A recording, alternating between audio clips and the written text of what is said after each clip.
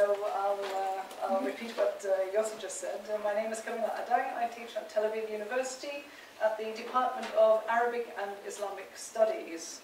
And first of all, I should like to thank the organisers for inviting me to this workshop. I do feel a bit out of place, I must say, since the topic is multilingualism, whereas I shall be dealing with one language only, namely Arabic, which does, however, appear in many different guises, as you will see. I shall first present some facts and figures about the Biblia Arabica project, and then give a description of the nature and aims of the project. And this will take the form of a somewhat formal paper, but don't worry, it will be illustrated with lots of images, which will hopefully show some of the difficulties involved in this project. Now, the Biblia Arabica project is funded by the DFG and a special division of the DFG, the Deutsch-Israelische Projektkooperation. It is a co-production, we could say, between Tel Aviv University and the Freie University of Berlin. These are the principal investigators. Some facts and figures. Biblia Arabica is the first project in the humanities to be awarded this particular grant. The total amount of the grant is 1.7 million euros. The duration of the project, 5 years. Now, this looks like a lot of money and a lot of time, but it is not actually for the ambitions that we have for this project. As you know, time flies and the money somehow seems to be flying as well. We have just finished year one, and I can report this output. First of all, a collective volume, a volume of articles reflecting the state of the art in the field. We have established a new book series, Biblia Arabica.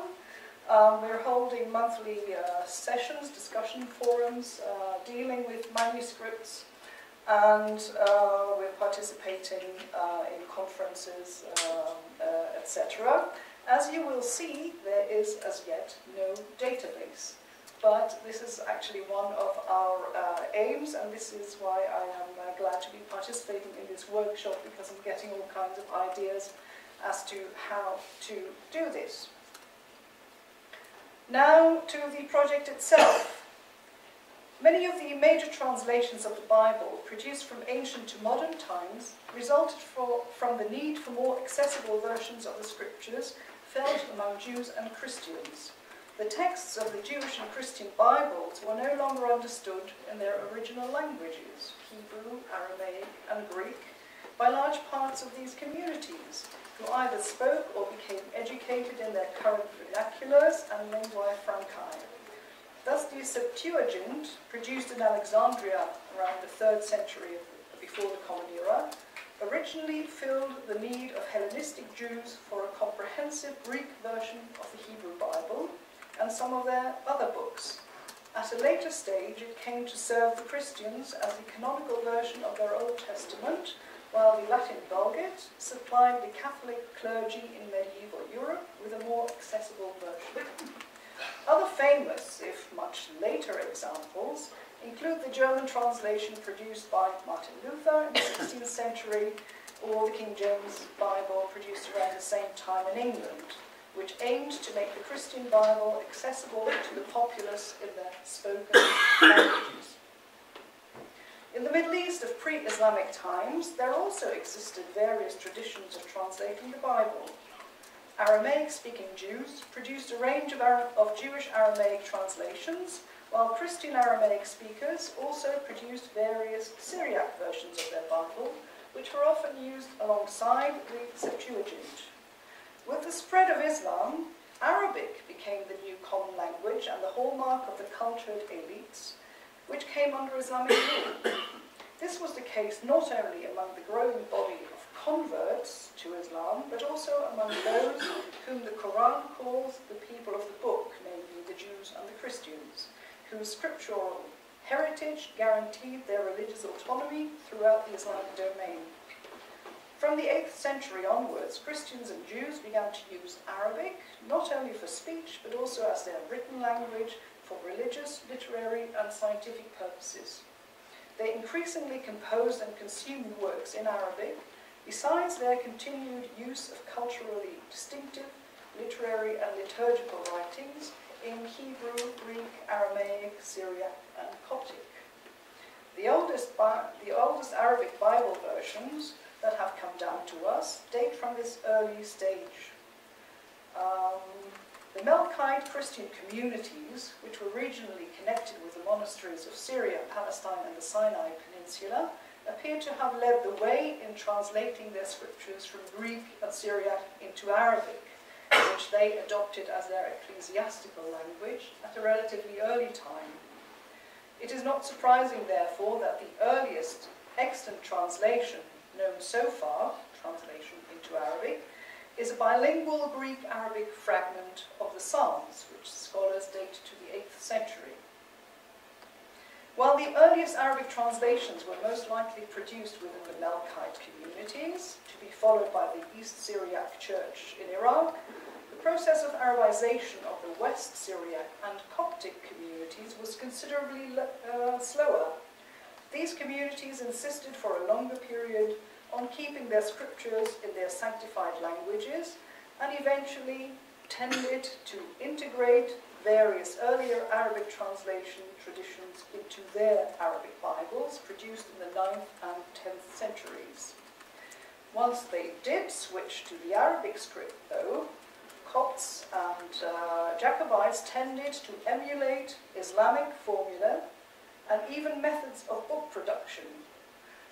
You see here the Gospel of Luke, and on the left-hand side you see that it opens with Bismillah ar-Rahman ar-Rahim, in the Christian text of the Gospel. And on the right-hand side you can see this is another copy of the Gospel of Luke, which emulates the way the Quran was often produced. The Arabic-speaking Christians of Spain, the so-called Mozarabs, also rendered their scriptures into Arabic at that time. In their case, Latin versions of the Bible were often consulted, but at the same time they also employed partial translations of Eastern provenance. As far as we know, they employed the Arabic script right from the beginning. Despite the high number and variety of Christian Arabic versions of the Bible, no translation was ever canonized. Arabic never reached the status of a church language. Georg Grafs Monument zur Geschichte der christlichen arabischen Literatur still serves as the main reference for Christian Arabic versions of the Bible, even though at the time of its completion, 1949, the important manuscript collection of St. Catherine's Monastery in Sinai were not yet accessible. This is a manuscript from St. Catherine's Monastery. It's actually palimpsest. If you look well, you can see Syriac beneath the Arabic. Graf's works and others, however, are in need of extensive correction and additions in light of recent research into the holdings of St. Catherine's and other monasteries' library. And this is one of the aims of the present project. So far about the Christians. Now the Jews. The Jews began producing written Arabic translations of their Bible about a century later than the Christians, sometime in the mid-9th century. And in doing so, the Jews were responding to the same socio-linguistic development which created a growing need for translating scripture. The Jews, too, appear to have moved from oral translation settings of their scripture to sporadic word list and then to full-fledged translations, of which Saadia Gaon's version of the Pentateuch appears to have reached semi-canonical status in the second half of the 10th century. There are more than 2,000 fragments in the Cairo Geniza collections alone, and I'm very sorry that I missed the session on the Geniza. More than 2,000 fragments in the Cairo Geniza alone that include parts of the Bible in Arabic.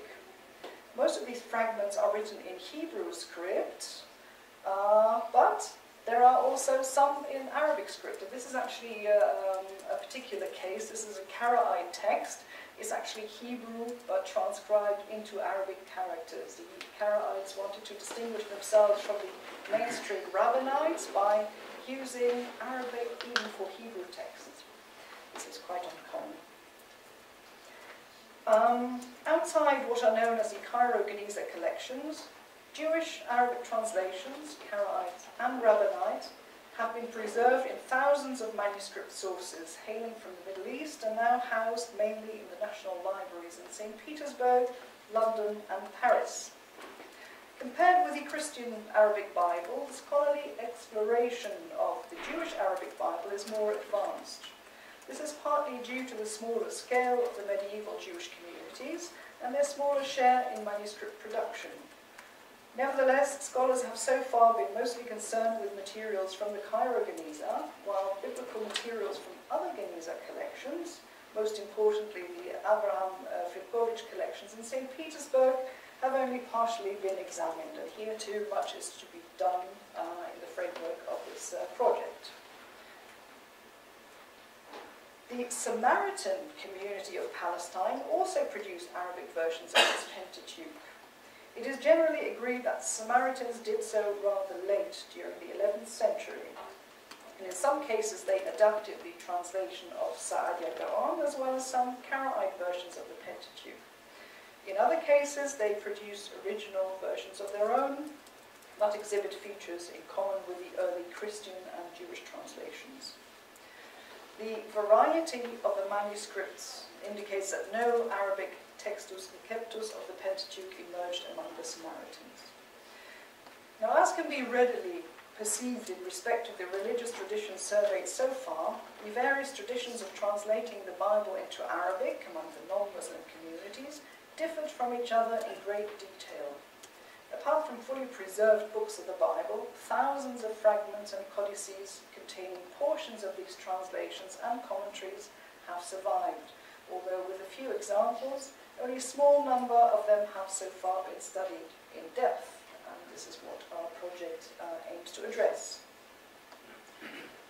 The available manuscripts and fragments reveal a great variety in stylistic approaches, vocabulary, scripts, for example, Greek, Hebrew, Syriac and Coptic, translation ideologies, for example, from slavishly literal translations bound to the source text to highly non-literal and theologically inspired versions oriented towards the aesthetic and cultural values of the Arabic target text.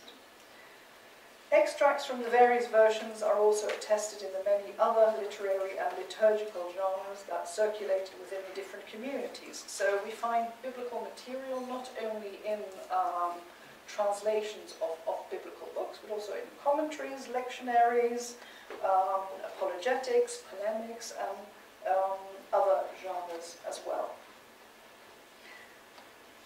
Now, where do the Muslims come into it? So far, I've mentioned Christians, I've mentioned Jews. Where do the Muslims come into it? Because, after all, the title of the project, the subtitle of the project is The Bible in Arabic Among Jews, Christians and Muslims. What about the Muslims? Now, once the Arabic translations produced by Christians and by Jews, and to some extent by Samaritans, became readily available, Muslims too began to take greater interest in the Jewish and Christian scriptures. There was this interest from the very first because the Quran, after all, mentions many biblical characters and episodes. So there was always a curiosity about the text of the Hebrew Bible and the New Testament. This is actually something I should have mentioned when we refer to Bible. We take it in the widest sense of Hebrew Bible and the New Testament. Yeah?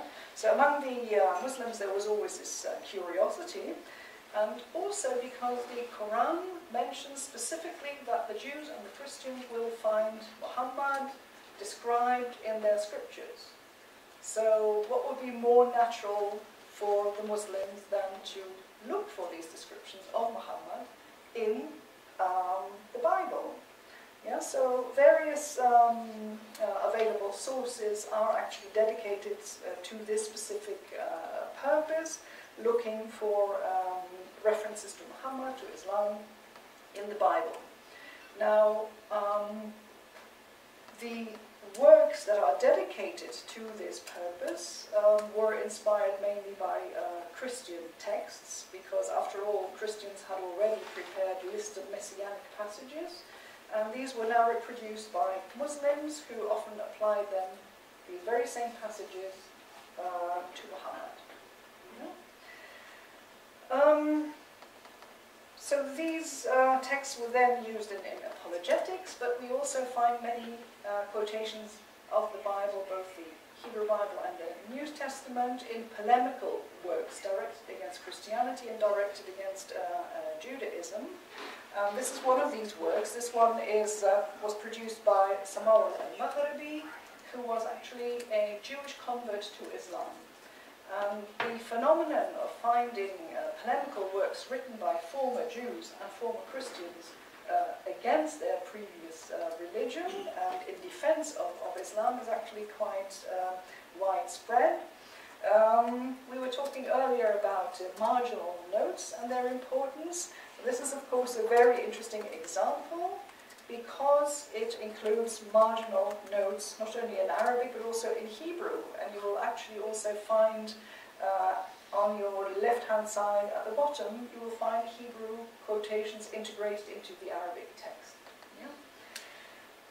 Now, these Muslim materials, once we analyze them in conjunction with manuscripts of the various Christian and Jewish translations, can help to establish the chronology of these various Muslim texts, and also the Christian and Jewish texts, especially in view of the virtual absence of colophons in the early translations.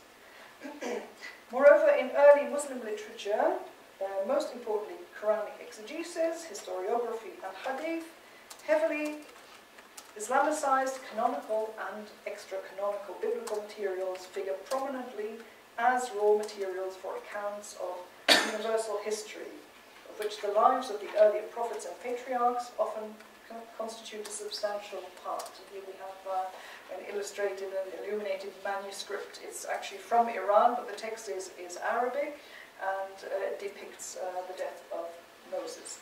Now, at present, scholarship is still remote from having identified which of the various translations, Christian, Jewish, Samaritan, were accessible to Muslim scholars in different areas and periods.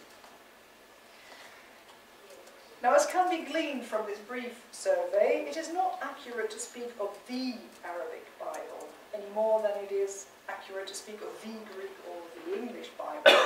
The history of Arabic Bible translation is similar to the history of other versions of the Bible. Many varieties and amalgams are reflected in the surviving sources. In fact, compared to other translation traditions of the Bible throughout its history, the Arabic versions are the most abundant in terms of the number of surviving manuscripts and prints, and of course variations. If we think only of the many Christian denominations in the Middle East, we will understand immediately why there is such a large variety. Translations were being produced by Copts, by Nestorians, by Jacobites, by Maronites. In more recent time, you have the kind of competition between different orders within the Catholic Church. There are Jesuit translations, there are, I think, Dominican translations. Now, these more modern translations, they are not included in the project so far. But if we manage to secure funding beyond the 5 years, then we want to include these as well. Now, this attests to the richness and variety of the textual history of the Arabic Bible among Christian, Jewish and Samaritan denominations, as well as in citations and adaptations by Muslims. Yet very little of this immense field has been properly explored, and it is only in recent times that the reception history of the Bible, both Jewish and Christian, has come to be viewed as an integral part of biblical studies, and the reception of the Arabic Bible. No less importantly, the reception of biblical materials by Muslims through polemics, apologetics, and adaptation is gradually being understood as an essential medium of cross-cultural and intercultural pollination among Jews, Christians and Muslims of the Middle Ages. Now, to sum up, the overall goal of the Biblia Arabica project is to first chart, describe and analyze the translations of the Bible into Arabic as reflected in Christian, Jewish, Samaritan and Muslim sources. The largely unprocessed manuscript sources and printed versions from Jewish, Samaritan, Christian and Muslim collections will provide the basis for developing a new model of research into the core connections between the three Abrahamic religions, as well as into the role of translators and their translation habitats in forging these connections. And it is only through this primary, initially mostly philological analysis, that a fuller understanding of the formative period in the history of contacts between the three religions and their repercussions up to the modern period can be achieved. Now, what are the challenges that we are facing? First of all, you have seen all the various scripts. Yeah?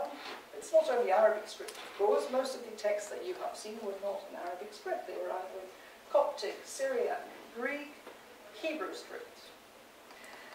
This is one problem. Then there is the sheer magnitude, the sheer volume of the text that we are dealing with. In the first stage, we are just beginning to locate where they are and how we can get hold of them. Now, this is not a problem for those texts that are, for example, encountered in European collections or libraries in the US, for example. But this is why the cooperation with Berlin is so important. As people attached to an Israeli university, we cannot go to Lebanon, for example. And yet it is in Lebanon that we find an enormous mass of manuscripts that we are just very eager to get our hands on. Yeah? So we are hoping to overcome that problem as well. Then, this is something that was also mentioned by the Leymans, it will not be easy to find skilled collaborators. Yeah? It is one thing to find Arabists, but they also have to be prepared and able to deal with material in Coptic script, in Syriac scripts, in Hebrew script, and you know, these scripts can be learned within a very short time, but sometimes it's also a kind of psychological barrier that has to be overcome. As I said in the beginning, there is as yet no database, but this is something that we are talking about, and we're just trying to decide what is going to be in this database and how it should be constructed. Now, Danielle Jacquard mentioned before that a dream of hers was to have this database with access to the text. This would indeed be wonderful.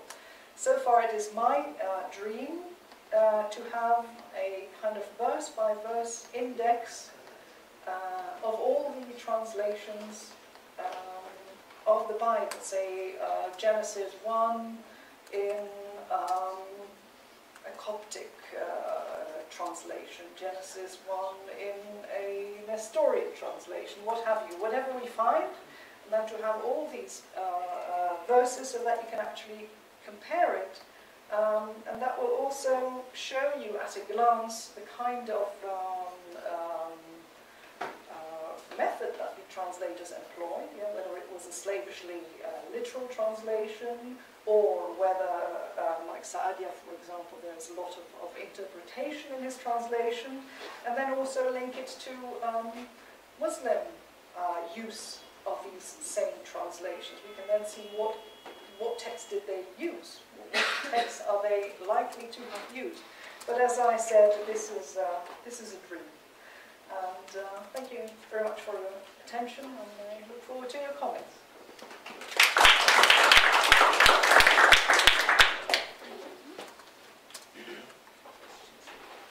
Yeah, I have a question. I mean, if I understand correctly, that's not yet part of your research project, but what, just me. Can you discover somehow in the material culture of manuscripts different attitudes to the religious, cultural, social status of these translations? I mean, for example, translations which were made as reading copies just in order to popularize the text, a certain stage or context where the Arabic translation indeed replaced in a liturgical, sacral realm the former sanctified text, which was a Septuagint as an inspired text, for example. Yes. Can you discover such differences in the material? I'm sure it will be possible to do that once we get more of a mass critique of material from different areas. For example, the Egyptian, I've got great expectations from the material that we find in Egypt, if we find it in Egypt, because I recently had a very disturbing conversation with somebody from Egypt who said that he was recently visiting in a village and he noticed a crate of paper, and he suspected that these were manuscripts. So he asked the inhabitant of the house, what are these? And he said, well, this is just old papers, we use them to keep warm. And they turned out to be manuscripts, among them Bible manuscripts. And so we also feel a kind of mission to get to the material before it literally goes up in smoke. This is also what seems to be happening in Syria, for example. But I still have high expectations, especially somehow from the Egyptian material in that respect. But again, I think we have to gather more of the material and to sift it and to categorize it, to compare it. One of the ambitions, and this is again I think only feasible if we manage to secure further funding, is to look beyond the mere translations of the Bible to the commentaries and the lectionaries. And there I think you will be able to find more of what you are looking for. But also I think that in the translations themselves, you can discern a tendency to make the text more understandable, more readable. And of course, Sa'diya's tafsir is a prime example of that. It just depends on how the translator related to the target language. Yeah, whether he really wanted to produce a readable text in the target language, or wanted to translate word by word in order to remain as faithful as possible to the text. I think the tendency to vulgarization can be discerned. Yes, you mentioned commentaries and lectionaries and other secondary material. Yeah. As to your dream, would you like to include that material too in that index, so that you can see, this is Genesis 23:2, but not from a true Bible translation, but taken from a commentary or taken out of a lectionary? Because, as you said, experience shows that the wording can be very different in texts of this kind. Right. Well, if I'm allowed to dream on, I would say yes. Yes. Because that actually does show the use to which these translations were put. I think that's very important. And in another stage, a later stage of the project, once we have actually gathered most of the material, we also want to look at the historical religious context. Who were the translators, who were their readership, etc., etc. But the secondary, yeah, I mean, I think that their importance is not secondary. Yes. Thank you. Just one question. The project obviously goes beyond Europe. Yes. And we are dealing here with the medieval Europe. I mean, the intersection with Europe is the Iberian manuscripts that you're collecting. Yeah. Can you say anything about what you think about what is happening in the Iberian scene? Yes.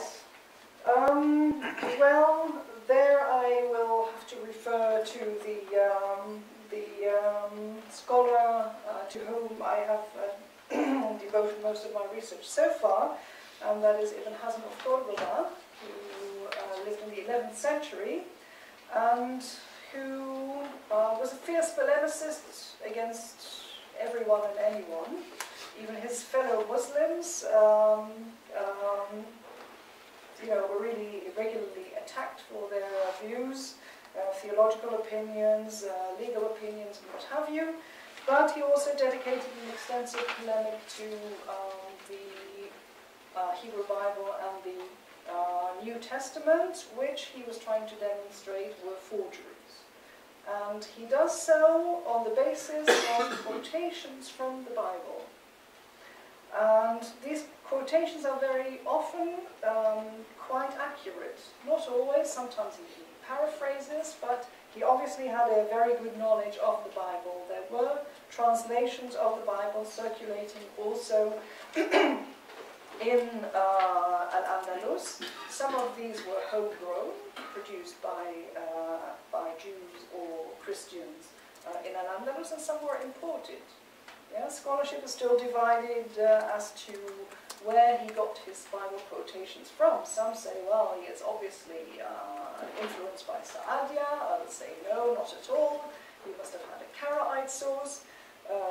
Others still say, no, this is clearly a translation based on the Septuagint, therefore produced in Spain.